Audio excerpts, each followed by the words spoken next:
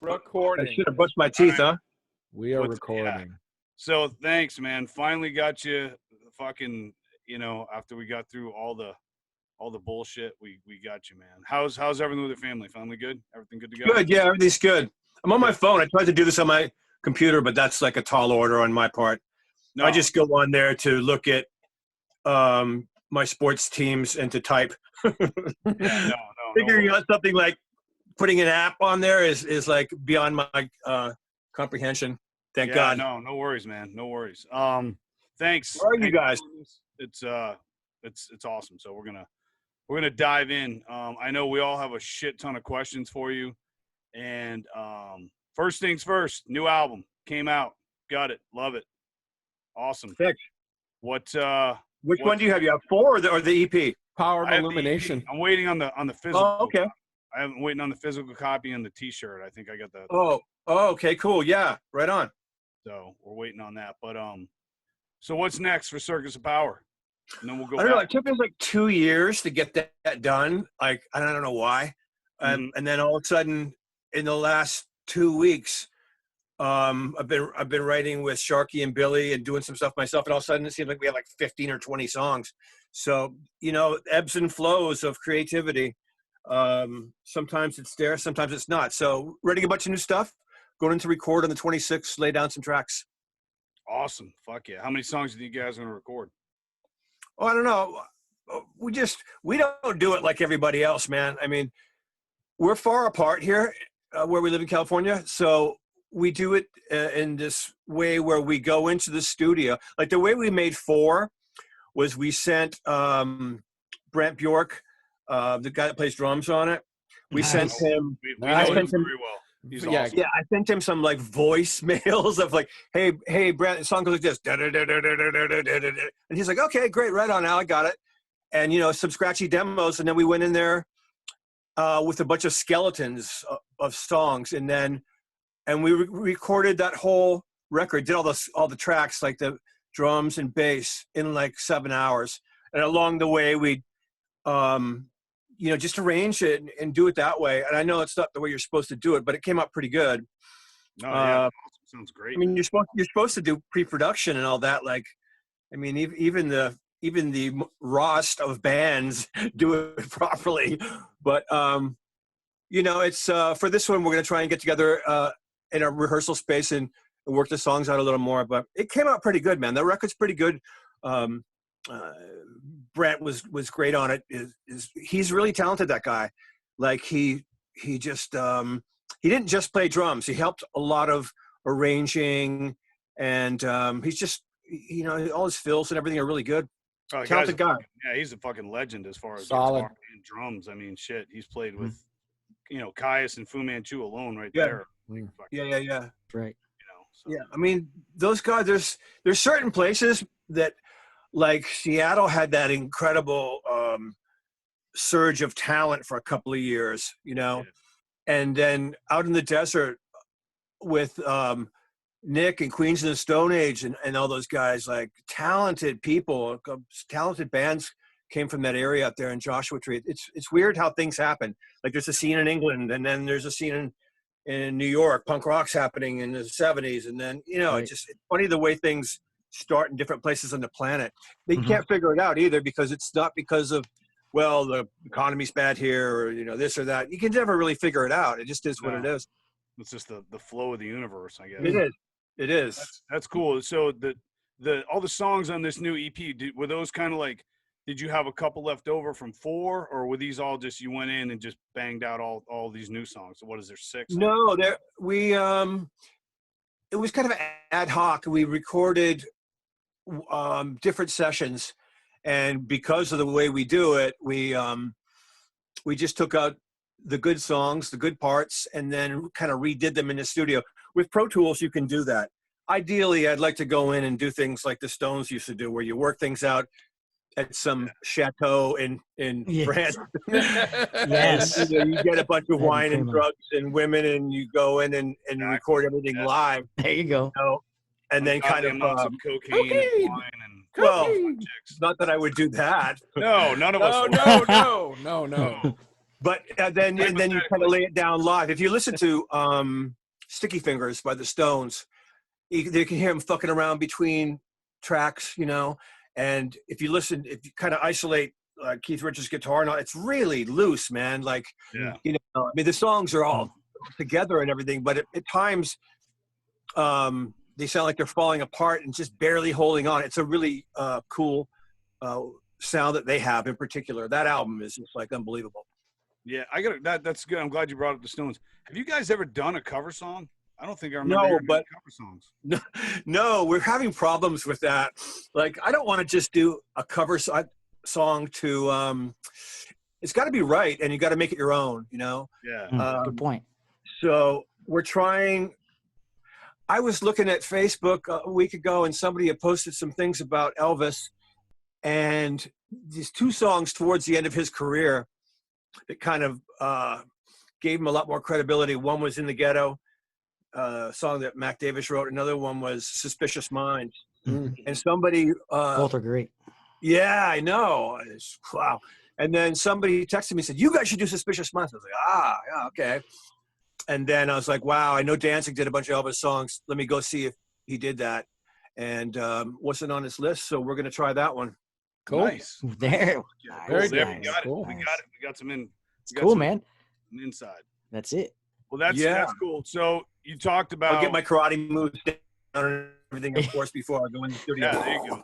Hey, you got to get your jumpsuit. Start looking for jumpsuits now. Yeah. That are Kidding? bedazzled. And the cape. I mean, And I'm the not cape. going to do it without the cape. No. You can't do it without the cape. That's fucking great. So we got to go. We got to go back because Florida. I know, and I've heard you talk about Florida, growing up in Florida. Jay and I and Dave, the other guy that does a show with us. Greg and I, the guy with the clutch shirt in here. Greg and I grew up together. Jay and Where you guys from? well, That's a crazy thing. This is the funny thing. Listen to this. So Greg and I, with the clutch shirt, What part of the witness protection program are you from? Exactly. We can tell you, but then we'd have to, blow up the TV or something. Yeah. So we grew up in Connecticut. Greg and I. Yeah. So I moved to Florida. I was in the Marine Corps. I got out of the Marine Corps in '95. I moved to Florida. Wow. I get to Florida. I'm there for like 3 years, playing a couple bands, fucking around. So I read an ad in the paper looking for a guy that likes Sabbath, plays like Bill Ward, hits hard, has the fucking style of Bonham, loves Bonham, all whatever they put for the ad. So I'm like, fuck, let me call these guys. So I call them. I show up. We drink a bunch of beer. We start talking. Come to find out, they're both from Connecticut. So basically, all of us are fucking from Connecticut. It's just Greg and I grew up together, and then Jay and I and Dave and I all played in the band together, and we decided to start the podcast. Yeah, we lived in Florida. I got out of the Marines and moved to Florida. He got out of the Marines, moved to Florida. You guys are both from the Marines. Wow. Yeah. So it was just like too many synchronicities and cosmic shit going on. So. And then I fucking hated Connecticut, so I moved to North Carolina 2 years ago. Yeah. So Greg got out. Yep. Out from all that bullshit. So I'll tell you a funny story about ads for musicians and all that. It was around 1993 or 1994, and the band had split up, and I was living in LA for a couple of years. And there was a magazine still out. It's called The Music Connection. So I'm looking in there for musicians, and I see this ad for this band needs a singer, and they said they're really into Circus of Power. And I was like, wow, that's built in, so let me phone these guys up. So this is great. So I called the guy up and I go, yeah, this is Al. I'm from Circus of Power. He goes, oh, hi. And I go, so you guys are looking for a singer? He goes, yeah. And he's kind of sounding weird. I'm like, do you want to get together and jam or whatever? He goes, well, we were looking for someone like you, but not you. I was like, okay. The fuck does that mean? Go fucking eat a dick. Yeah, eat a dick. Yeah, welcome to show business. Yeah, wow. We want to sound like Black Sabbath. Well, and Ozzy calls me, this is Ozzy. Yeah, well, we don't want you. Ozzy. We want someone Dio. like you. We want Dio. Yeah. No, we want who's the guy that was? Well, bro, who sang in 1990 when you You That's guys what were I'm on trying tour. to think. Was that Tony Martin? Tony Martin? Martin. Yes. Yeah. Martin. Martin. There you go. They wanted Yep. Tony Martin. Yep. Yeah. Yes. Yes. They wanted Alex Martin. That's funny. Right. Nice. So, Nice. Anyway, Nice. So you lived in Florida. Whereabouts in Florida? Because we were all around the Dave J and I were all in the Tampa St. Pete area. I moved to Pompano Beach from Toronto when I was 12, Okay. which is like the biggest culture shock you could imagine. Oh, I can Because imagine. Canada is just this great, fantastic place, but Yes, it is. it's more Yeah. like it's just so much more Oh, yeah. less than America. Yeah. Just from when you cross that border, man, from London, Ontario, into Detroit, it's like whoa, it's Yep. complete culture shock in a lot of good ways and a lot of bad ways. But anyway, so I was brought up in Pompano and kind of started getting into music in my late teens, and Miami had a punk rock scene down there, surprisingly pretty good. Small amount of people, but some good bands and everything. And then when I was 21, I moved to New York City. Nice. Oh, wow. Nice. By yourself? Just said, fuck it, I'm going to New York City. No, I tell you, it was just one of the stupidest things, but greatest things I've ever done. I woke up with the worst tequila hangover I've ever had in my life. Mom, I was tequila. in Pompano. I got a couple of those Perfect. And stories. I was like, going to New York. and I had this shitty old Ford van, like a 1970 Ford van that barely ran. And I got up and I said to my roommate, this bass player, this guy's living with, I said, dude, I'm moving to New York today. And he's like, oh, okay. And I go, so if you want to come, I'm leaving like now. And I remember I had like $60 on me, which back then gas that much, $60 to get you out of Florida, but not much further. Yeah. And I phoned some people in Miami, and a couple of girls I knew, punk rock girls from Miami, came with me. I put my Triumph motorcycle into the back of the van. Nice. My clothes, I just had really the clothes that I had was wearing, jeans and a shirt, and then was ridiculously hungover and drunk when I left. Almost hit a semi truck getting on the freeway, and then everyone was like, "No, don't let him drive! Don't let him drive!" Somehow, I was just like, "I'm doing this," and made it up there. I drove the whole way straight, like 19 hours or something, like at 85, 90 miles an hour, and got there, and it was the dead of winter, and freezing, like and I got lost. We're in the South Bronx. We're like about to get killed, It's like back when the South Bronx was really like a place you didn't want to drive through. If you looked like you were from Florida. Mm-hmm. And and then I pulled up the van by Tompkins Square Park. I don't know if you know New York City. Went into this bar across the street, had like $10 left on me.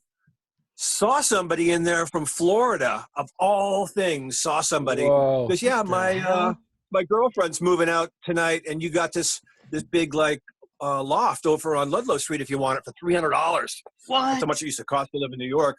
Fuck. So and then I was there, and I was like, everything seemed to flow. It was like I was meant to go there, Once again, meant to be. Wow. Yeah. And then So I met the bad first day I was there. I met the Bad Brains. Damn. What? Are you? Yeah, I know. We had heard them in Florida, and I remember the first time I heard those guys, and I was just like, "What planet are these guys from? Like, no Yeah. one plays like that." This thing was like, guys.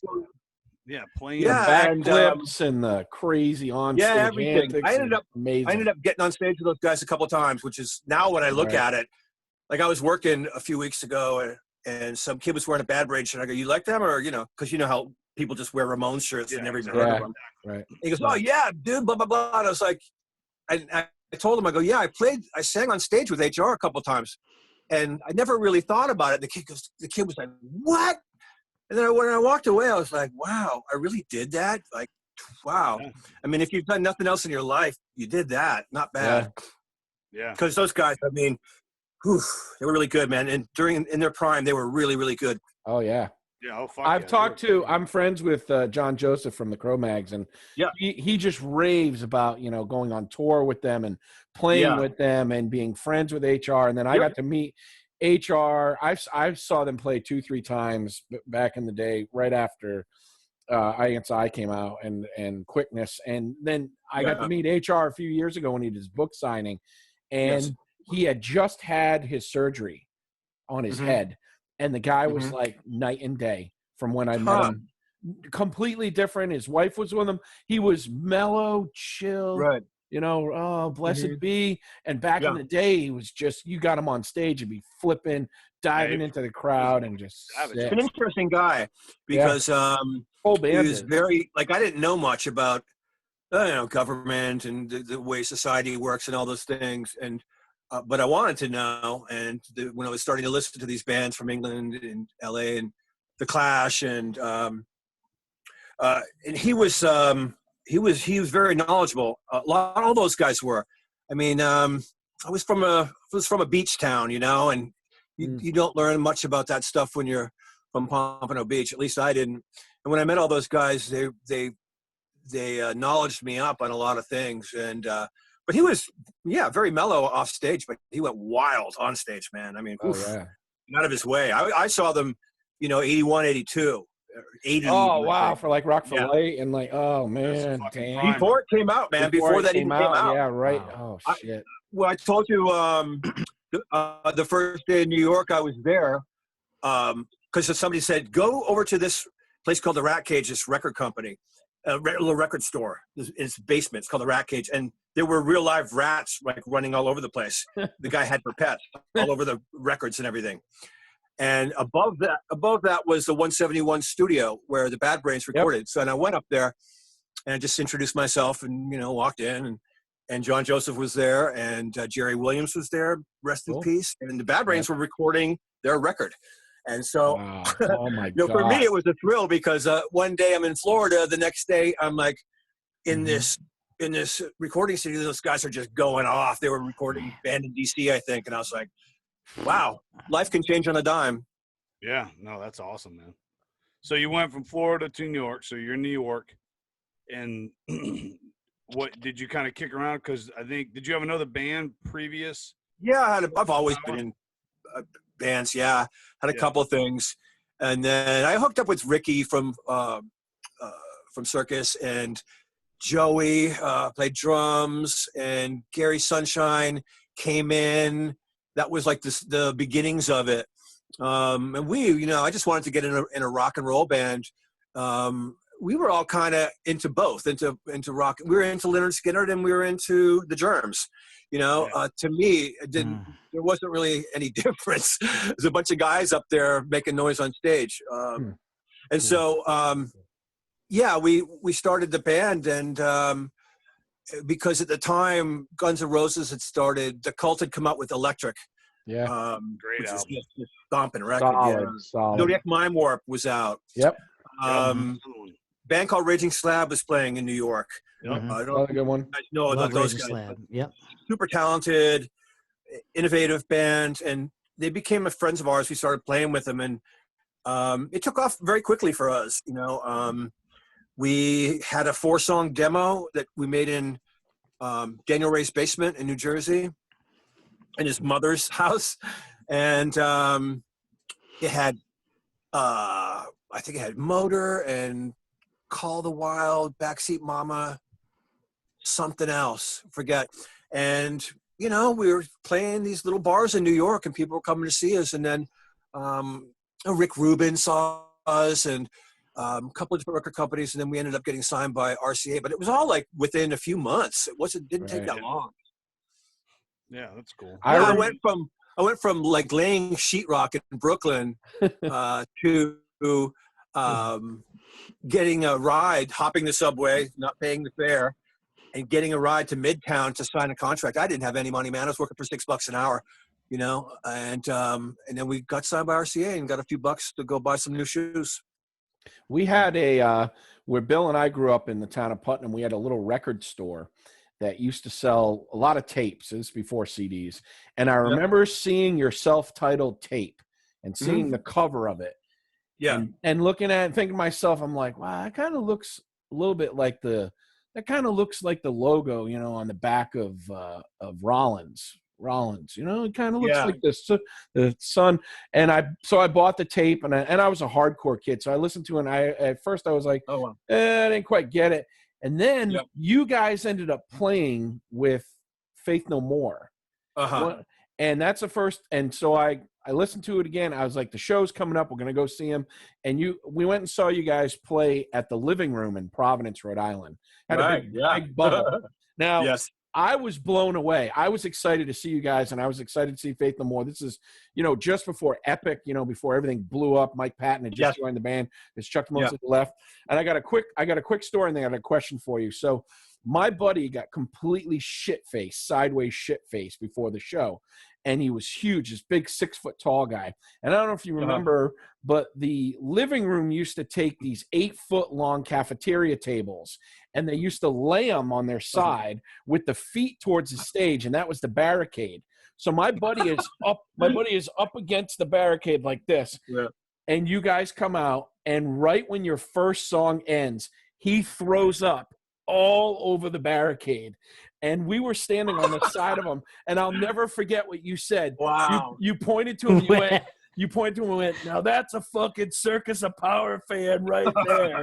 He just blew everywhere. That's great. Grab him. I don't remember that. I mean, I've got a lot of, I have some brain damage. I hate to admit it, but my question for you was, in that time frame, the 90s, what was it like for you being just the mindset for you to be like, holy shit, we're in a band and we're doing tours and we're getting money and we're going out there. I mean, was it hard to fathom it, or did it just come like with ease? In life, you're living in the moment always, so, and you can look back at any time and it can, looking back at a certain time now, I go, wow, those were the best days of my life. But at the time, you don't realize that you're too busy being an asshole, and you're too busy, just partying. And that's true. I mean, the thrill of meeting musicians that I loved, that was something that at the time made a big impact on me. Felt really good when I met Iggy Pop on the street in New York. Oh, wow. When I met Joey Ramone. When I met Johnny Thunders. When I met all these guys. And really, what you're just saying is kind of a good question, because when I first moved to New York, and when I met Johnny Thunders, I think I was 24, 25. And then it had only been, 8 years earlier, I bought their record and looked at the New York Dolls and went, oh, look at these guys. Yeah. Wow, this looks like a rock and roll band. And then, and enjoying their music and all that. But meeting people, meeting the Bad Brains and meeting all these people, Jello Biafra, and it's pretty thrilling. Yeah.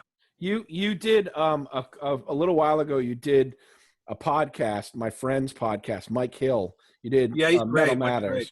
And my cousin is Randy Larson, his cohort that was on there with him. Can you tell these guys the story that you told on there about meeting Lane Staley with the Etch-a-Sketch? Oh, yeah. We did some shows with Alice in Chains. And we had 8 or 9 shows booked. It was Masters of Reality playing first.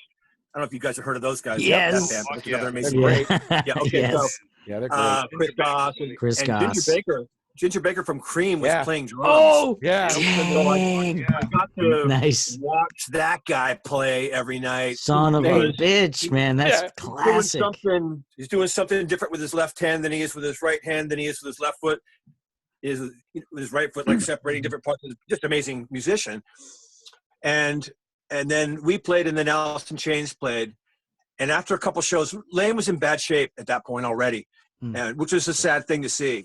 But we were on, and we played a few shows, and the rest of it got canceled because what happened is Lane kicked over a stack of Marshalls on stage. Or no, the bass player did. He was pissed off because Lane was in really, really bad shape that night. He couldn't sing. Yeah, the bass player kicked over a stack of Marshalls, and it broke the roadie's arm. Oh. So everyone was like, okay, that's it. Tour's done. But anyways, that night we were in the tour bus with them, in the back of the tour bus, and Lane, who they had hired a bodyguard, this huge dude, to like make sure he didn't get any more drugs. Yeah, right. But you know the deal, dude. If you want drugs, you'll fucking get them. You will climb a mountain of glass to get them. No one's going to stop you. And so we're all sitting in the back room. Everyone's, music's going. Everyone's sitting around. A bunch of people hanging out. And Lane puts his hand in his pocket, and he pulls out his pocket, and he opens up his hand, and there's like 50 different kinds of pills, all different colors and every color in the rainbow. And he looks at me and like nods his head. I go, no, dude, I'm fine. I'm good the way I am, you know, having a drink or whatever. And so he puts a bunch of them in his mouth. He takes one of these Etch-a-Sketches. I don't know. I'm definitely showing my age here. I don't know. If, No, we know. Oh, we had them. Google this Yeah, one. we Yeah, we had had them. We're all But 50. yeah, Don't worry yeah. about it. Yeah. Yeah. So it's this thing. It's a like, it looks like a what do you call this? Not like a laptop, like a. It looks like a little like a TV. tablet. Yeah. Looks like a tablet. Yeah, like a TV screen. And then there's these two buttons, and they move this little cursor sort of, and you draw things, but you can only draw in vertical and horizontal lines. You can't make bends, you know, and things like that. You have to. It's hard to make something look good on an Etch-a-Sketch. But anyways, Lane is sitting there, and I see him messing around with this Etch-a-Sketch, and in 5 minutes, he gets up, and he's completely stumbling, and he hands me the Etch-a-Sketch, and it's a perfect drawing of me as Jesus Christ with a cross behind me, and you know, like raised power going out. kidding But Are you serious? Yeah. it looks really like me, you know, and Holy shit. and I have like a robe on, the top of a robe, and I remember Aren't looking so bad after all, are they? yeah, I actually looked better Wow. on the Etch-a-Sketch than I didn't realize. But and then I showed it to Jerry, and Jerry was like, "Yeah, man, that's Lane. You know, that's what Lane does. He's talented in that way." So yeah, Wow. Didn't Jerry That's play awesome. on Magic Madness? yeah. He played on song "Heaven and Hell." We did a video. That's another guy, man, talented guy. Like you know, talent is something you don't. There's people that practice their whole life and don't get to where Jerry is. Yeah. You know, he just. I mean, he practiced the guitar to get to where he is. Yes, but like when I was watching them record that album, Dirt. They recorded it on Hollywood Boulevard, I think in the studio that Marvin Gaye used to use in the 60s. And watching them, he would just go in and make they had all those strange harmonies, and he would just go in and do it. First take, done, you know, and I was like, wow, you know, it'd take us days to do that. Yeah, that's cool. Yeah, that's yeah, and Lane, you know, R.I.P. Lane, man. I That know, was so sad, dude. fuck. You know, Jeez. that guy had. If he could have got his shit together, but Yeah. then again, Some of the Yeah. best harmonies of any band ever. Yeah. Came from Lane. Yeah, and and just- Jerry. always mean, people yeah, trying to and- imitate his vocals, man. Yeah. And Dirt was like a pretty wild. Listen to the first album, then you know it's much more simple. Dirt had Right. like 7/8 time signatures on it and stuff, and just was very interesting. That song "Wood" that's from the movie. Oh yeah. Mhm. It's on that Great record. It's really weird. It's like Middle Eastern, and it's a very creative band. I saw them. They played on when Dirt was coming out. They played at this small club in Boston called the Channel. And Great place. Yeah, remember that? And I got to see Yeah. him I turned on my 21st birthday. That night I turned 21. And I remember like standing in the crowd watching. I bet you cut off a finger to go back and be 21 again. That's the first time Greg this right actually here, got yeah. laid, too. Maybe Yeah. 2 fingers. Yeah, Greg got I got laid that night, backstage. too, I got in Boston. backstage. I'll take with my whole Alice in hand off. I don't Chains. care. Yeah. But I remember being in the crowd watching him Lost a sing finger, all right. Rooster and just the Yeah. overwhelm. Everybody, Yeah. nobody saying a word, just listening to Right. him play Rooster, going, "This is the start of something huge." Because they were Rooster's already great, man. they were already huge, with Facelift. And they did it before. They were even Yeah, but doing they it were before getting anybody. better though. They were getting Yeah, they were out there. They were just right. getting more kind of experimental. That When a was lot of like, bands do that, it doesn't work. Their dark But side for of the those moon, guys- like that Dirt was Yeah. like their dark side of the moon. It was like Yeah, I just think so. Yeah, iconic, Yeah. for that Mhm. time. I saw Mhm. that tour, and then Yeah, it was a Grunt Truck and Screaming Trees. Dude, Grunt I saw him Truck. quiet What a every great day. band. Mark Lanigan, Yeah. also Yeah, great. Lanigan. Um, Epic voice. Yeah, Lanigan does some good stuff with Queens of the Stone Age too. Oh Mhm. God, He does. man, Mhm. amazing. Yeah. Hey, Alec, did I have to ask? So when you were in New York, you had your bands. How many of your band members were in New Jersey at the time when you were in New York? None. None. none, zero. He Oh, said how zero. did, how did you get involved with Morton Downey Jr. being on the show? Oh, Because wasn't that in Jersey? yeah, the show was in Jersey. We all took a bus down there. Us, our band, and the Cycle Sluts took a van down there. I don't even remember where that was. It was another one of those hungover mornings. It shot at I think it shot at 10 in the morning. Right. You know, it didn't shoot at night. But did they approach you to come down? Were they like, "Hey, come on down"? Yeah. I barely He was remember. acting like you guys are buddies. He's like, "This is my buddies in Circus Yeah. of Power." Yeah. I thought it might be easier to get along with them than to not. That's true. I'm good. Yeah. Right. It's Right. true. Very true. That's He true. had all those teeth. Wow. Oh yeah, man. Yeah. That's awesome. Cycle Sluts. I wish you were a beer. I remember that. I just remember that. Yeah. Our guys, it was 3 of us were from Florida, me and Rick and Gary.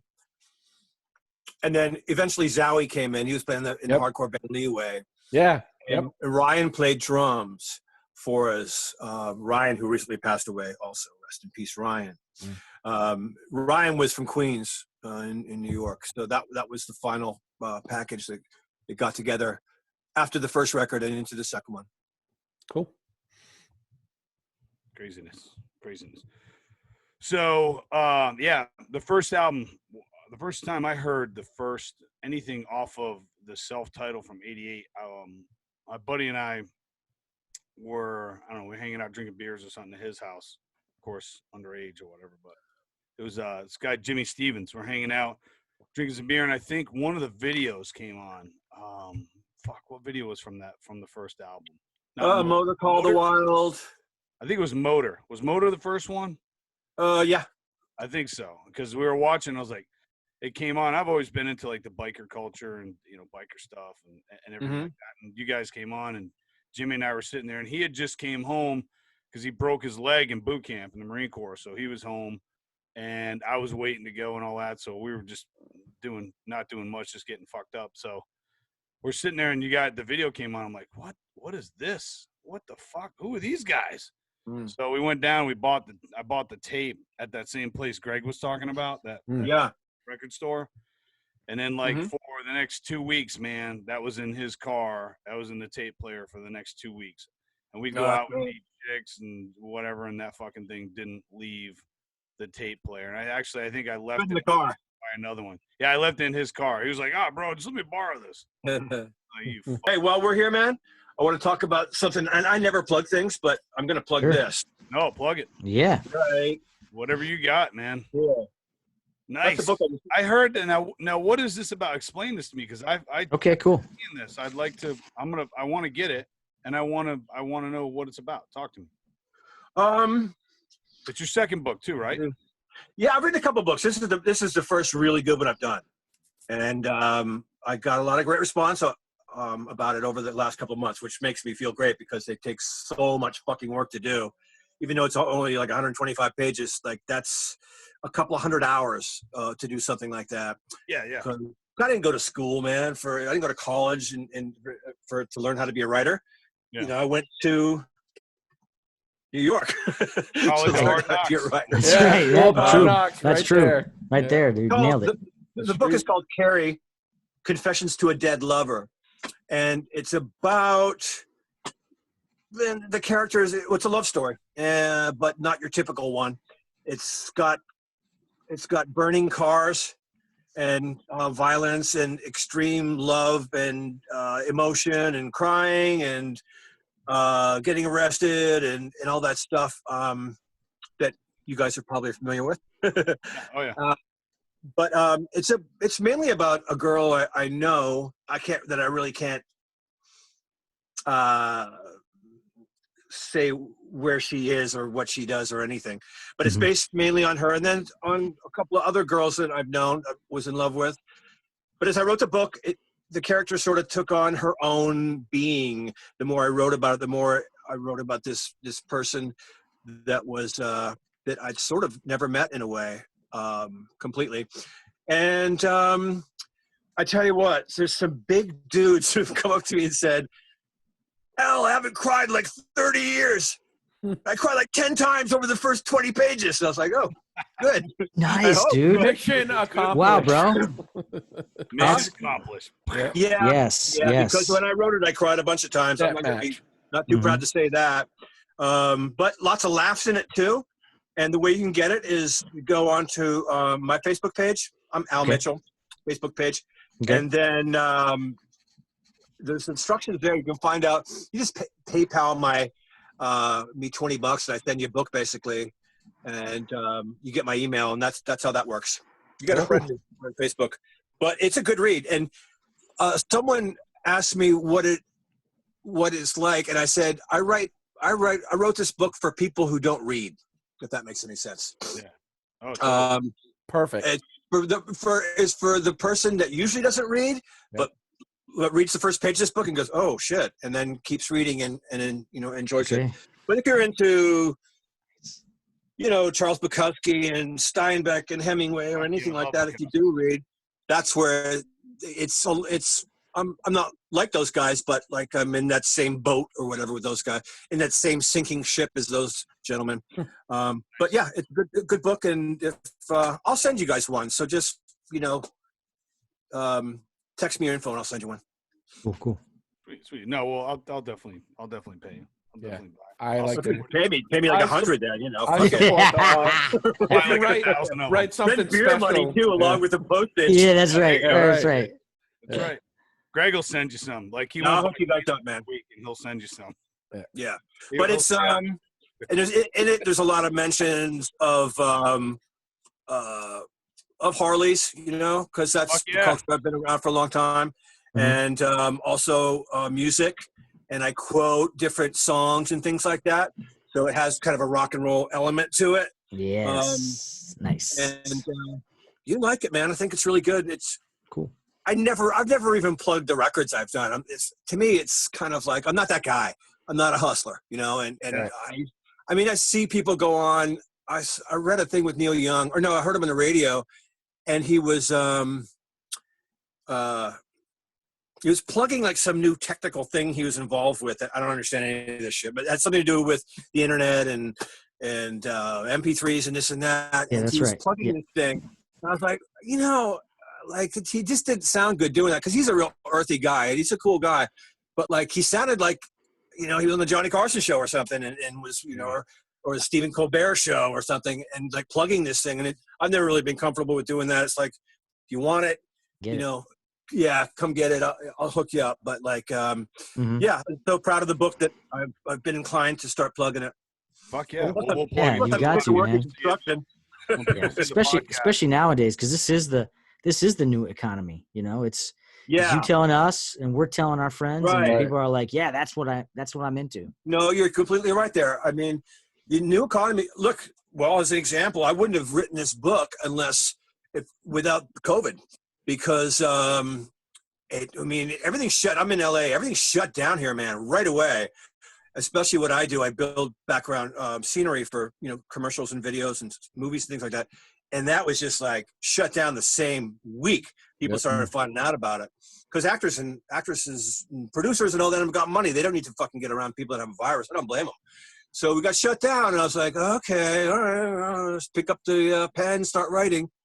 And that's how it happened. And if I wouldn't have not been working, I wouldn't have written the book, because it was an everyday thing for like 2 months, every day. Some days for 4 or 5 hours, some days for 16, 17 hours, but every day, never missed a day. And never had a day where I was like, you know what, I'm not feeling this. It just bang, bang, bang kind of came out, and like one big kind of flowing stream of consciousness thing. So, but this is the new economy. I saw a thing on Detroit, a city I used to visit in the late 60s when I was a kid, with my family. We were living up in Toronto. We'd go, we had relatives in St. Clair Shores, Grosse Pointe Woods, these places in Detroit, when they were having the riot, 68, 69. And now I saw this thing in Detroit a few weeks ago, and that city is, there's been a mass exodus. People it was a manufacturing town, cars, and all that stuff. And it just, all that stuff, when all the greedy owners of these companies sent all these jobs over to China and Vietnam and India and da-da-da-da-da. And then people here started losing their jobs. So that town just like became a ghost land. You could buy, there was a time where you could buy this huge house just a few years ago for $10,000 in Detroit, like a gigantic house, this really nice house. And now So I see people now are taking these empty lots and growing food in them, and starting these startup restaurants and startup farm to table and everything. And I'm like, right on. Yeah, That's awesome. They got the fish, they got the vegetables all grown in towers. Right down to the table, which is downstairs. Yeah, it's great. Yeah. And I think, in the future, probably when us guys are gone even, but this economy will never look the same. This country will never run the same, ever, ever, ever. Yeah, because I was at a store, Trader Joe's out here the other day, and I'm standing in line with my friend, we're waiting. You got to wait in line. They only let so many people at one time. You got to wash your hands and all that. And I'm like, so I'm hanging out, and I go, hey, dude, look around. And he starts looking around, and every storefront where this place was done. Every store was done.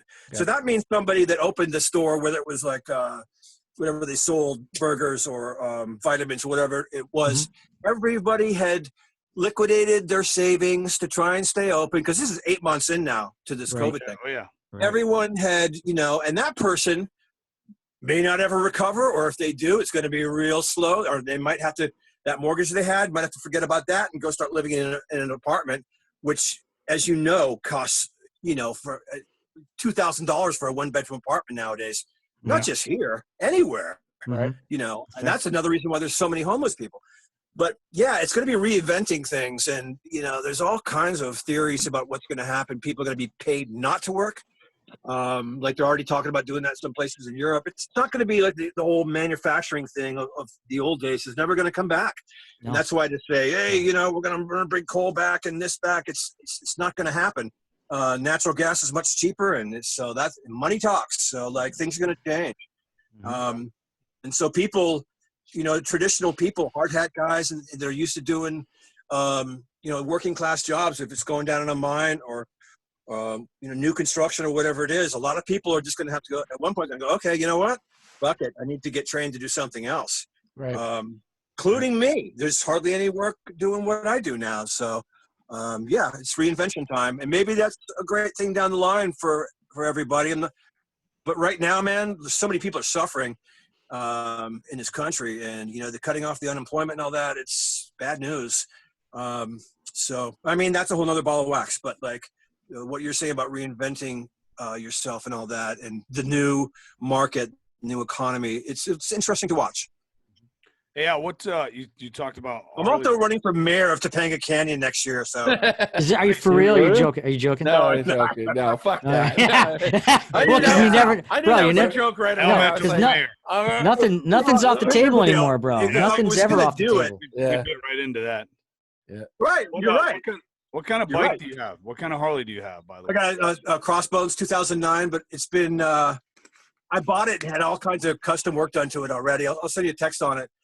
I'll send you a picture of it. It's it looks like a 1940s Harley. It's got a Springer front end, a single solo, it's got a solo seat, and like the bare back end with the fender, and it's pretty stock. Just got drag pipes on it and everything, but it's a pig, man. I mean, I've had it's if you big fat tires. It's to go. It's made to go down to the store or maybe run up the beach on PCH for an hour or two. But I live in the canyon where it's all S-turns and everything, and that bike is not the one that wants to hear about S-turns. But I love it. And maybe it's the best thing for me to ride right now, because I don't want something that goes super fast and handles really good anymore. I just don't. I'm too dangerous and reckless on motorcycles and cars. It's better I drive a Pinto. Yeah, I got an 03 Road King that's all custom. Oh, right on. Yeah, the bike I really want to get, man, is the Street Glide. That's the bike. If you're in LA, that's the bike. Everyone rocks those now. Right? Even the MC clubs, they were all rocked. They put 8 hangers on it, and it's good to go. The bike's good to go out of the shop. It just looks great. It's got a great sound system and everything. And it's a rocking bike. But yeah, I'll text you a picture of the one I got now. It's great.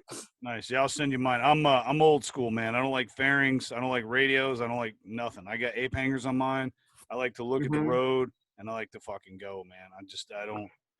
Look, every time I get on that thing, I'm like, I've been riding, starting mini bikes when I was 7, 8 years old, but I've been riding big bikes since I was 18. My first bike was a Triumph Trident. I got when I was. That's when, my brother had a Trident. He had a Tiger and a Trident. The 3-cylinder one, the Trident. Great bike, fast bike, great bike, handled great.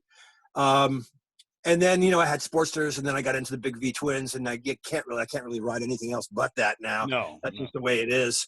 Mine's a Softail, it looks like it was made in 1945, the way it's got little bullet lights and everything, and it's all stripped down, looks really good. But where was I going with this? I have a talk with, I've been riding big bikes for 40 years, basically, and I've been down a couple times, and that's life, but when you're keep it upright and out of sight is my motto with those things. But I have a little speech with myself every time before I get on it. I go, okay, Al, you're gonna fucking chill. You're just gonna enjoy the ride. You're gonna look at the birds. You're gonna look at the trees. You're gonna have a good time. And you're gonna and then I'm out of the driveway and I'm riding it like I stole it. Settle down. Is there a helmet law in California? And if you ride, I don't know if you ride every day or what, but if you ride every day, there's at least 2 times a week where you almost get creamed. Like, and you're not a good rider. And even if you are, you could have gotten killed. Yeah. So, I mean, I'm on the 101 in the morning out here, man. It's like, man. Yeah. Savage. Lane splitting, right? You're out there lane I have that speech with myself like every time. It's like I'm a retard or something. I was like, I'm going to take it easy. I'm just going to putt, and enjoy the ride, enjoy the saddle of the bike, because those bikes, that's what they're about, kind of, Yeah. But still doing it. And you're out there splitting lanes. You guys can split lanes in California, all that crazy shit, right? Yeah. Ooh. Yeah. I used to, the Four Horsemen, right? Oh yeah, fuck yeah, great band. Because I was friends with Frank out here when I first got out here. I met Frank out here. He was a good friend of mine. And I used to visit him in the hospital. He got creamed on a Sportster, right on Sunset Boulevard by the Coconut Teaser, this old club where we all used to play. He had brain aneurysms. He was kind of brain dead after the accident, but I used to go see him in hospital all the time.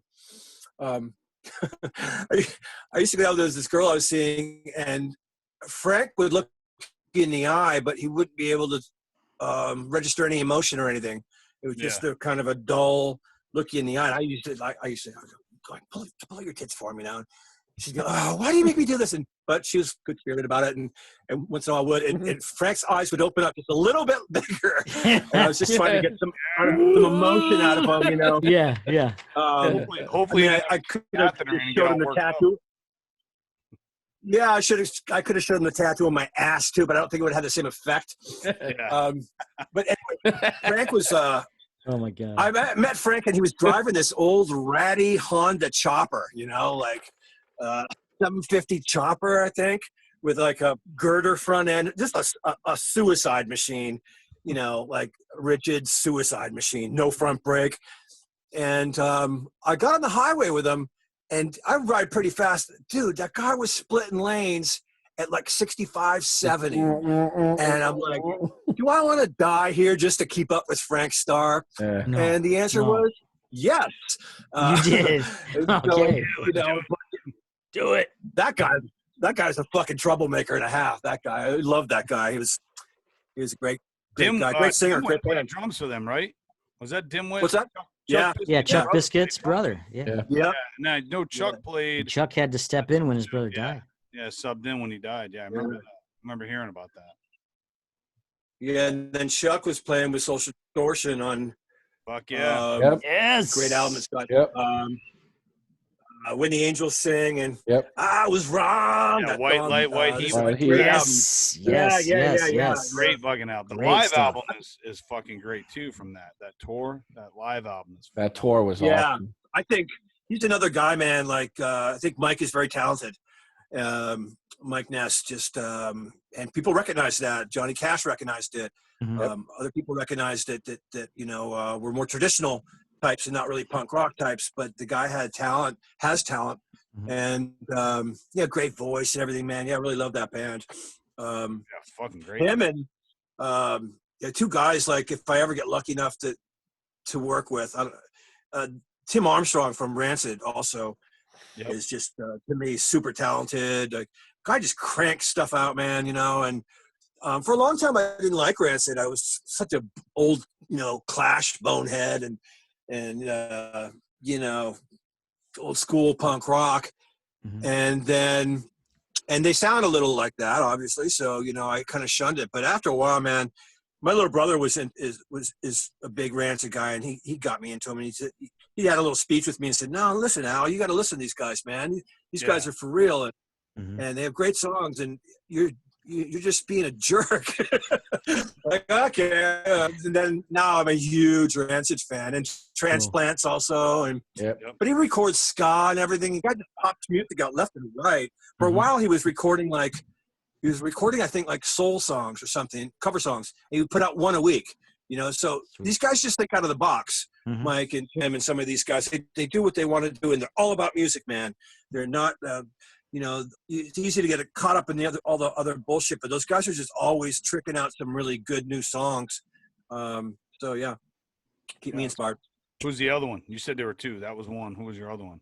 Mike Ness, Social Distortion. Cool. Yeah. I mean, I could name a bunch of guys. I think Josh is great from Queens of the Stone Age. Oh yeah, super talented, man.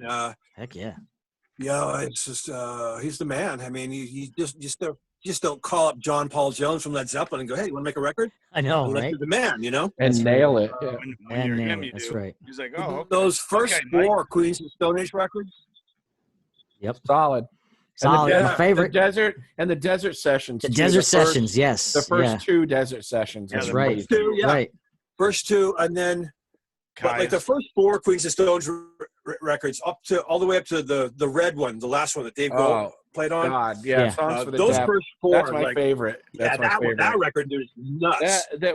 They just hit. They had Mark Landrigan on that. They had the guy. Right. What was it? The guy from 11. What was his name that played in the band with them for a while? Oh, his sister passed away. Him.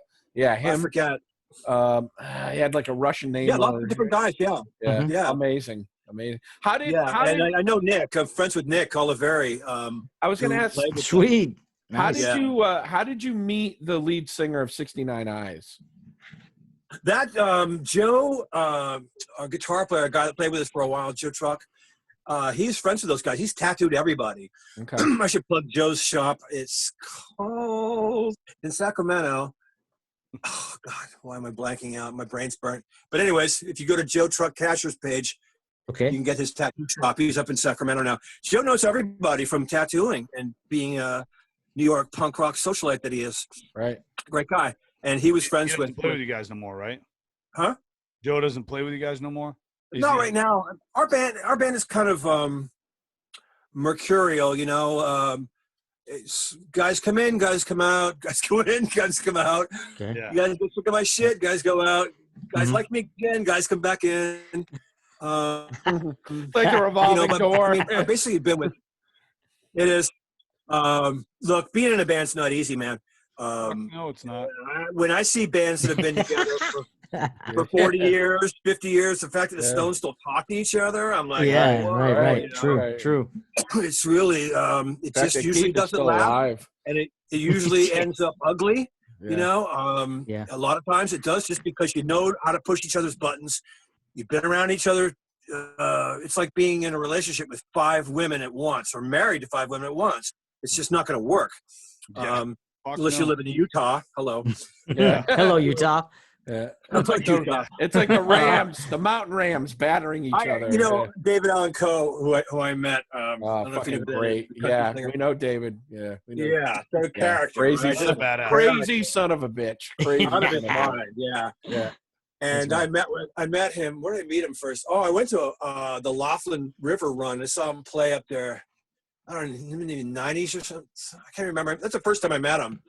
And I met him at the $10 slot machines, right? And you know him when you see him. You know, there's only one guy that looks like him. Exactly. Yeah. And I went over to him, and, you know, I don't bug people. I haven't really wanted to meet that many people in music. There's some, you know, that I've wanted to meet, but not that many. That I would just drop everything and go, hey, listen, I got to go talk to that guy, you know, without bugging him, tell him how great I think he is. And, you know, what a great song. And David, I told him, I said, listen, I don't want to bother you, man. I just think you're an amazingly talented songwriter and great singer and everything, underrated, you know. Yeah, for those of you who don't know David Allen Coe, he wrote the song Take This Job and Shove It for Johnny Paycheck in the 70s. That made him all this money. But anyways, getting back to what Mormons and all that, I heard that and Tanya Tucker he wrote for. I heard that he became a Mormon so that he could marry a bunch of women at one time. And he's, right. you know, and he gave me, he gave me using the system. I heard that he lived in a cave in Tennessee for a while, but not a normal cave, a cave that's been pimped out to the max, a big cave. Yeah. And if you look, he's got some self-published books that are amazing, man. One is called This is David Allan Coe. And it's all the fonts are different, and it's like it's done on a Xerox machine, basically, you know. But it's great. It's got pictures of him for everybody, from Johnny Cash, Waylon and Willie, and all those guys, and all his wives, and all his cars. His cars are unreal. He has when he moved to Nashville, I think he had a Cadillac, and all the inside was done, and silver dollars were glued to the dash and the seats and everything, and then his big Texas Longhorns horns on the front of the car, but then psychedelic letters that said David Allan Coe, like in 60s cloud letters on the side. Nice. Very interesting guy. Oh, badass, you son of a bitch. Yeah. No one like him, man. No one like him. Yeah. And he did you hear the album he did with Pantera? Yeah, the I don't talk to him. Yeah. Well, I don't know how he met those guys, but those guys are all country music fans, I'm sure, you know. Pantera's from strip bar. Not from Austin. Where are they from? They're from Dallas or Dallas? Yeah, Arlington. They're Fort Worth. Arlington. Yeah, they're all from Pantera lives in Fort Worth. They're all from the Dallas Fort Worth area. Yeah. We met him. Yeah, their dad was a country music musician. Yeah, their dad was a country music musician. Owns a Pantego recording studio. Oh. So he recorded a lot of those people when they were growing up. And then I guess they met David Allan Coe years earlier, and Dime was always friends with him. And I'm good friends with Kid Rock too. So I know they all like David Allan Coe and Kid Rock were close. So Dime was talking to Kid. I don't know how they all got together, but he would tell him, "Hey, come on over to the house." So he brought him over to the house. Let's write some shit. So then they said, "Well, fuck it, let's make an album." Yep. So it took forever. And it came out, years after, like 2006 or 7, whenever it came out, because, obviously came out long after Dimebag died. But it was all recorded, previously. But like Vinny talks about, like during the recording of it, and there's some videos out there, because there's one video that they did from the song. I think it's Nothing to Lose or whatever. And you see Vinny, or you see Dime and David Allan Coe, and then Vinny or Dime's dressing like David Allan Coe, playing the thing. He's like, "Hey, you son of a bitch! I'm David Allan Coe." Imitating him. My name is David Allan Coe, and I'm from Dallas, Texas. Which he isn't really from Dallas, Texas. He's from Ohio. Yeah, that's where he was in prison. But at the beginning of one of his songs, he goes, "I'm David Allan Coe, and I'm from Dallas, Texas." And he's kind of known for being not just a showman, but just for talking a lot of shit. Yeah. Which is fine with me, entertain me. I'm fine with that. That's right. I did security years ago for a concert. It's like a biker fest. It was like them, David Allan Coe, Joan Jett, Molly Hatchet. They had the guy. I had to watch 3 people from the Sons of Anarchy. I had to watch Peg Bundy, or whatever her name is on the Sons of Anarchy. The guy. She's a great singer, that chick. Yeah, Kim Coates, Katie. and then Katie one Seagal. other guy, Juice. I had to watch them. But David Allan Coe was there, and I talked to him, but he played sitting down when he went up. Like, he was backstage hanging out, and I just met him. I said, "Hey, nice to meet you." He's like, "Oh, nice to meet you." He was cool. And who was really cool was Joan Jett. She's only like fucking 3 feet. Yeah, Joan's great. I met her too. But she's really, really, what a sweetheart. What a really cool person. Sweetheart, and badass live too. Holy fuck. She didn't fuck around. Amazing guitar player. Yeah, she was fucking great. I was like, holy shit. I had never seen her before, but they were great. Yeah, I mean, she's I like people that are, instead of being whisked into the limo and back to the hotel, will hang out with the people that came to their shows. And she's one of those people. Yeah. I met her in a recording studio in New York a long, long time ago, but I met her a few times since there. And she's just like, when she talks to you, I don't care who's around, man. She looks you in the eye. Oh, yeah. And like, I would expect anyone that talks to me, and a person off the street or a friend, and she hangs out with you and talks. And doesn't care that there are a bunch of people waiting from radio stations or whatever. She'll talk to the fans and everything. And yeah, she's great, totally great. That's the way Peg, the girl, Peg Bundy, Katie Yeah. Seagal. Katie Seagal, same way. She talked, and we were watching because they had a signing, so I had to watch them during the signing. And this guy was running his mouth. He was kind of fucked up. He was in line. He's like, "Oh, Peg, hey Peg." He kept calling her Peg, and she just laughed. I said, "Do you get that?" She goes, "Yeah, I get a lot." She goes, "Is this funny?" She goes, "I get it when I'm out with my husband Kurt," and he laughs. He's like, "Oh." So then the guy goes, "Hey, your tits still look really good." I'm like, "Get that fucking guy out of line. He's fucking done. Get the fuck out of here." Life could be a lot worse. She's made a lot of money off those looks, so Oh yeah. She can belt it out though. She's a great singer. Oh yeah, hell yeah. She sang some of the songs, I guess, on the show and stuff. But David Allan Coe was a couple of times I've seen him was the same deal, man. He just he'd sit there and talk to you and hang out, and he's one of those guys who's kind of under the radar, never as famous as Willie Nelson or Waylon Jennings or any of the guys. I like the old school country stuff in the 70s, oh yeah, 60s. fuck yeah, same here. Even, that's real country. Yep. Yeah, good. That's country, the only. That's the only country. That's the only country in my book. Yeah, I mean, I grew up. My dad was. Yeah. So that's all I grew up on. I ended up meeting Johnny Cash in 1978. My mom pulled me out of school and said, "Hey, I'm taking you to go see Johnny Cash," because my father, when he died, he left me an 8-track of Live at Folsom Prison, and I used to listen to it all the time. And you're fucking 7 years old. You don't know. I'm like, "Hey, John, how you doing? Hey, how you doing? Go meet him at a fair." And now, Johnny Cash, how you doing? Now I tell people a story, and they're like, "What? You met Johnny Cash?" I was like, "Yeah, I was fucking 7, 8 years old." Yeah. Who's this chubby little kid? I'm Johnny Cash. Nice I wasn't chubby. I wasn't chubby yet. I'm fat now. Fuck you. He's like, I wasn't fucking fat then. I was skinny. That's why he liked me. I was not a chubby kid. You're like Cartman. It was all the Pepperidge Farm cookies. Oh, damn. Yeah, Pepperidge Farm remembers. Yeah, they remember what I did. Yeah. Well, music's changed a lot. I'm not sure how many of those characters we're going to see coming down the pike. Yeah, not a lot. Yeah, not a lot. I mean, you look at any genre of music, and there's just like, it seems like the old stuff is always better, whether it's hip hop or country, rock and roll. Because it was real. It was real. Yeah. There was blood, sweat, tears in it. We were talking at the beginning conversation of like, why do things happen where they happen and when they happen? No one really has any idea. Why did the Ramones come out of Queens in 1974? Right. This band just knew a couple of chords that played a shithole called CBGB's. Great shit, but still a shithole. And all of a sudden, changed the face of music. Right.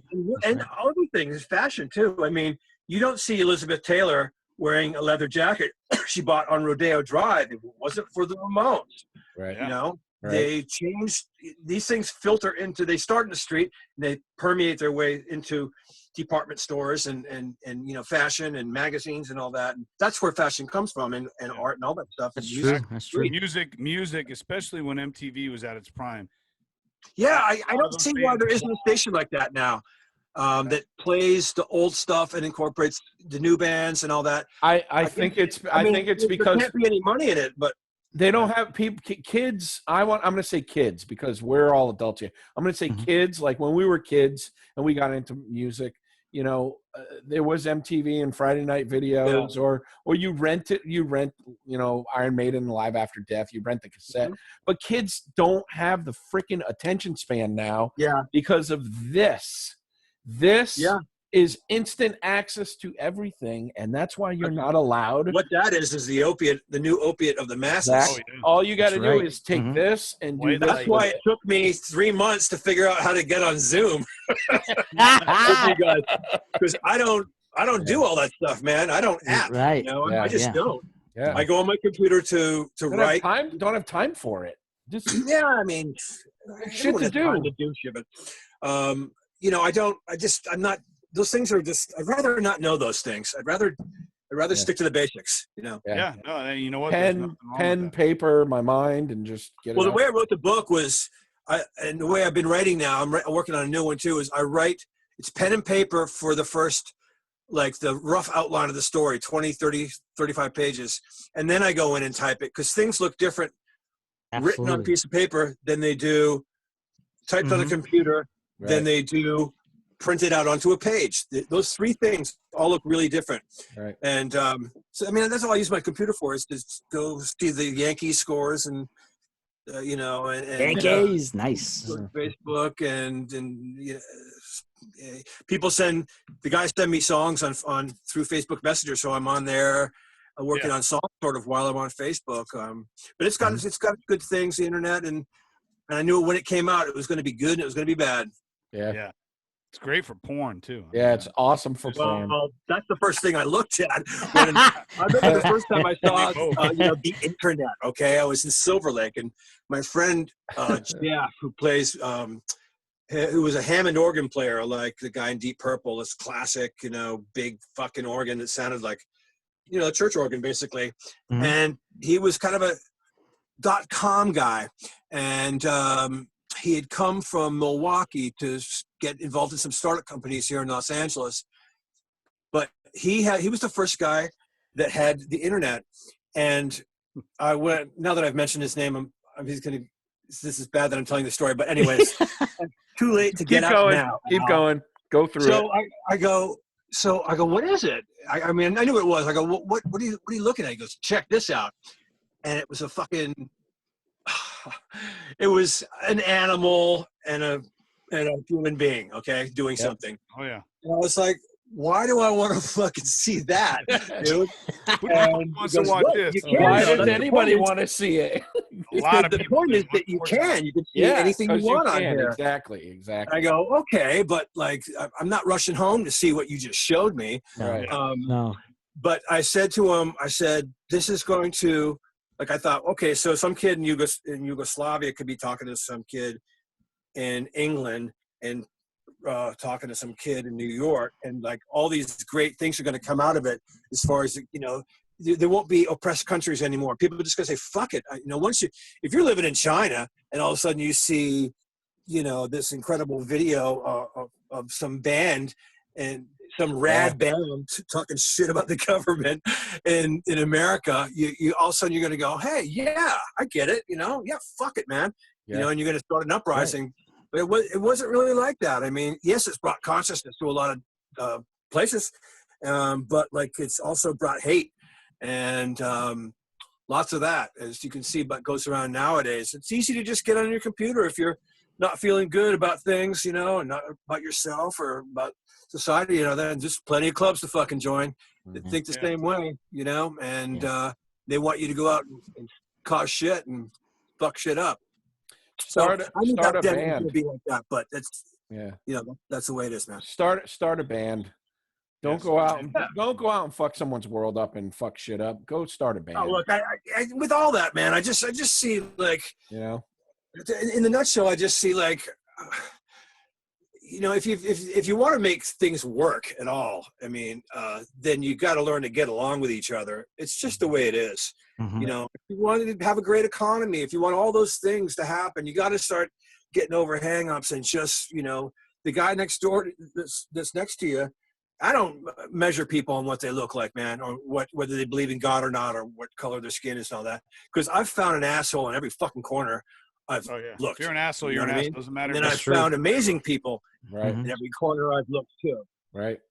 Doesn't matter. And so, like I said, all those things have really risen to the surface in the last couple of years. And a lot of the reason is because of the internet and the accessibility to like when I grew up, man, I was never in the house. I was out on the street skateboarding.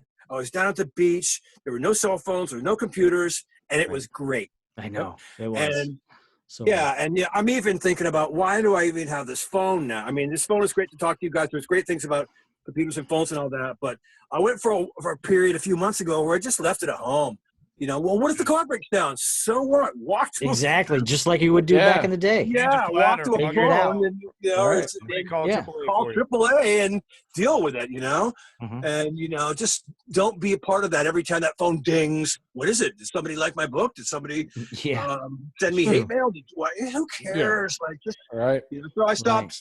You know, I stopped carrying the phone for a while, and I'm thinking about doing it again and just digital leash, man. Using my home computer, yes, but like carrying the phone around is just like, oh God, just people are on phones all day long, man. I know. I don't see how the work. I don't see how anything gets done in this country or anywhere around the world at all anymore at all. Because I work with guys sometimes, and they're on their phone all day, and I'm just like, it pisses you off if you need to get something. Smack it out of their hand. Put that shit down. Yeah. Well, you're allowed to do that in the United States now. There's a law where you can just smack the phone out of someone's hand. Did you know that? If not, there is. We should do it. At a concert, too. If they're standing in front of you at a concert, you can just... Yeah, they don't belong at concerts. They just don't leave them outside, man. You know, Alex, I had this conversation with Bill a little while ago, which was we were trying to find pictures of us when we were hanging out as kids. We don't have any because nobody took fucking pictures. That's the idea, right? Like we're carrying cameras around. If you went to a keg party, you didn't have any footage of it. No. No. You lived it. You were, like Alex said, you were in the moment. Right.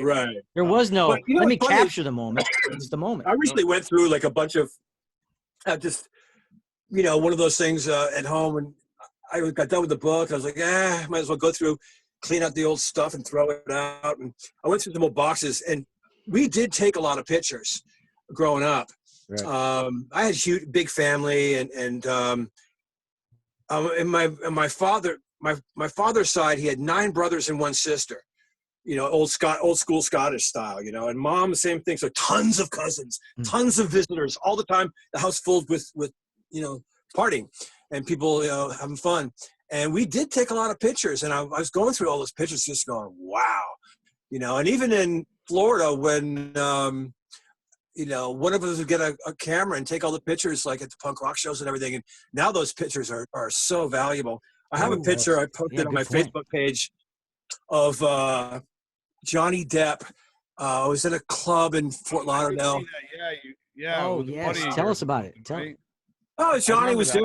Johnny was, a guy from Miami that hung out on the scene down there. Yeah. And I didn't even notice it until I looked at this picture, because there's a bunch of my friends, so some of them had died. Really great friend of mine, that picture has passed away. And then I looked beside him, and Johnny Depp's standing there at the bar. And I'm like, wow, Johnny. And at the time, I have to say, Johnny was better looking than any girl in the bar at that time, too. The cheekbones and the whole look. And then my friend, that's not my persuasion, but each his own. I'm just saying he's a good-looking guy. Okay, we won't judge. Yeah, he's just a good-looking guy. But my friend texted me. He's like, "Dude, he's wearing women's jeans." I looked at the picture. I go, "Hey, how do you tell? I mean, I don't really see he's wearing women's jeans, dude." I go, "Okay, he's wearing women's jeans. Okay, good for him." Hey, dude, Kirk Hammett wore women's Guess jeans because they were tighter legs. Everybody knows that. He did okay wearing women's that jeans too. Prince did that. Yeah. Hey, Al, I was at Johnny's house in Florida 15 years ago or something like that. Of course, it's like one of those houses. Well, one of his houses, and it's a huge, gigantic house, gigantic yacht. And I know people that are friends with Johnny, and he's a good guy. I mean, yeah, he's been involved in some shitty things with, apparently with the woman and blah, blah, blah. But the guy's charitable. I can tell you that from a personal experience. A friend of mine, he sort of, in the old days, like Michelangelo and all those guys, you would need to have a sponsor, because you didn't there weren't galleries where you could show your Sistine Chapel. You know what I mean? Mm-hmm. So you were funded by these big families. That's how artists lived back then. They had a benefactor. And Johnny took a friend of mine, and who's an up and coming artist, and broke. And he did this great thing. He took him down to this place that Johnny has downtown. He owns this part of the building, this beautiful building. And first time I went down there, Tim Burton was there, and like the whole bit. Sweet, yeah. And he takes him down. There's a great story. My friend's broke, and driving an old Celica or something, And Johnny saw some of his paintings, and so he said, "Come on over." So my friend goes over, and it's a big mystery. All these people are Johnny, so they're filming everything, reality's kind of vibe. And he takes my friend downtown and walks him up into the penthouse. He's got the top floor, right, of this building, one of the most beautiful buildings in LA. I won't say which one. And he walks my friend in, and canvases have been set up around the first floor of this loft, and a couple $1,000s worth of paints and everything. And he goes, "This is where you paint." My friend was like crying, man. My friend was like, "Why are you doing this?" Because man, I got lucky in life, you know, and I think that I want to pass on that, you know, I want to pay that forward. And he took a bunch of big wad of cash out of his pocket and said, "My friend, you know, you're not working for a while. You're gonna stay here and you're gonna paint every day. You're gonna be a painter every day. You know, you're not gonna worry about your phone bill. You're not gonna worry about this and that. You're gonna paint." I just always thought that was just like, and you know, you'll never hear about that. But like, yeah, that's a good thing. And I think for people that have money and they've gotten lucky enough to have an incredible career and all that, for them to pay it forward, a lot more of that should be done. Yep, absolutely. Yeah, no, you're right. Absolutely. Hey, I got 2 questions, Al. First one. Okay, because my ass is starting to hurt. Yeah, there you go. I'm Mama Tequila. On this wooden table. What did you write Mama Tequila about? Was it about anybody specific, or it's just such that's Gary, one of my favorite songs. So yeah, I like that one too, man. Gary, our guitar player, I should plug his stuff too. Gary Sunshine Music. He's putting out these solo records now that are good. He phoned me up one morning, and the girl that lived above him had called him, and she said, "What did you do last night?" She's like, "Oh, Mama Tequila." And he goes, "Oh, I like that." And he wrote the riff, and I went over later on the day, and we put it together. Awesome. Yeah, it's one of my favorite songs. And why is it so fucking hard to find a Circus of Power shirt? Holy shit. Yeah. Holy shit. Yeah, well, you know what? I should get some made up. You mean the old ones? For $100. The old ones you were talking about, right? Yeah. I know. I should get some of the printed, the ones with the sun on the front, the Vices one too, the Vices cover. I'll get some printed up. Even the Magic and Madness ones. They have right. Those. Yeah. They're hard to find. I mean, look, we're just a little band, you know. Hopefully that we find some success so we can do all these things, you know, make all kinds of cool merch and everything like that. Right. So that's what we're doing. We got the process of Illumination coming out and recording new stuff, and still banging at it, man. It's 2020. Started this shit with this band in 1986. So I'm not doing it because it made me rich. I'm doing it because I love it, and because of fucking A. Guys like you and people that come up at shows and are appreciative, and you know, tell me nice things about the band. And I tell you, as far as you guys go, some of the most touching things has been if a guy that was in the service comes up, or girl, to a show and says, "Man, you know, this record here got me through some hard times." You know, oh yeah, it's true. It's true. That person gets gets my attention, man. You know, that's about the highest compliment that could be paid if you're sitting in some fucking bunker somewhere, about to get your head blown off, and when you go back a little later on that night, you're able to listen to our music. That's really like, you know, I'm humbled. Yeah, Magic and Madness was on. We had that in our gun truck. I mean, we had like 3 or 4 songs from that, and you know, mixed in. So I mean, and that Mama Tequila was definitely one of them, and that was like our thing. Getting back, we got back. We're like, "Hey, is it Mama Tequila time?" We'd say that. Shit. There you go. Pound some tequila, because that is my drink of choice. Although I made a bad mistake back when, like, my 35th birthday, challenged a bunch of Mexican metalheads to a tequila drink. Oh yes, Pissing Razors. Pissing Razors. Pissing Razors. Heard of that band? No. They're from Texas. They're awesome. Check them out. Pissing Razors. Okay. They've got like 4 or 5 albums out. Cool. The drummer is a really cool guy. He played in Overkill for a while. Okay. He's a really they're super cool guys. Well, it was my birthday, and they're on tour with Cannibal Corpse, and you know, I know some of those guys pretty well, so I was talking to Pissing Razor, like, "Oh, it's your birthday, man. Let's go have some beer," you know. So the Cannibal guys came over. They came over. So I'm like, "Well, you guys are Mexican. You're all born in Mexico. Let's get some tequila." And I said, "All right, I bet you can't drink that tequila. I'll challenge you to it." I'm like, "What the fuck did I just do?" Like 7 shots in, you're like, "All right, we're gonna start drinking now," and I was fucking housed. Yeah. I drank a little bit more. I'm not supposed to drink that stuff. No. Obvious reasons. Like, it's better if I just drink beer because I get bloated before I get so drunk that I do something stupid. Yep. But the last time I got really drunk at tequila, we were playing with Junkyards a couple of years back in Philadelphia. It was Cinco de Mayo. Okay. That's my birthday, actually. Nice. So we're playing with them, and I'm at the bar. I've already had about 6 beers. And then they got these shots at the bar. They're not full shots, about 3/4 of a shot, these smaller glasses. So I think, okay, I'm safe to do these things, man. Everything would be cool if I do that. I'm not gonna get fucked up, So I just, start pounding these things up to, I did 14 or 15 of them. Yep. So maybe 10 shots probably. And then I don't know where the wallet is. Then the pants are off. Then I'm falling on the table. Then I'm swimming on the floor.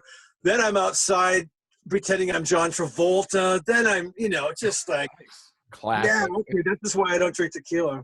Anyways, my phone is starting to overheat, guys. I got to go. Okay. All right, well, we'll let you go. Thanks, warning popped up, said phone is warm, and it's about to shut off, which I've never seen before. Oh, shit. Yeah.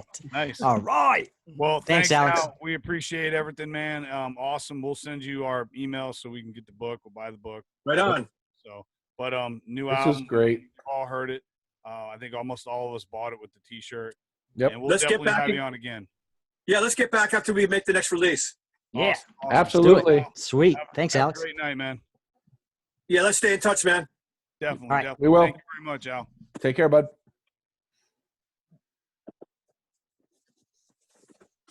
All right. Sir Greg.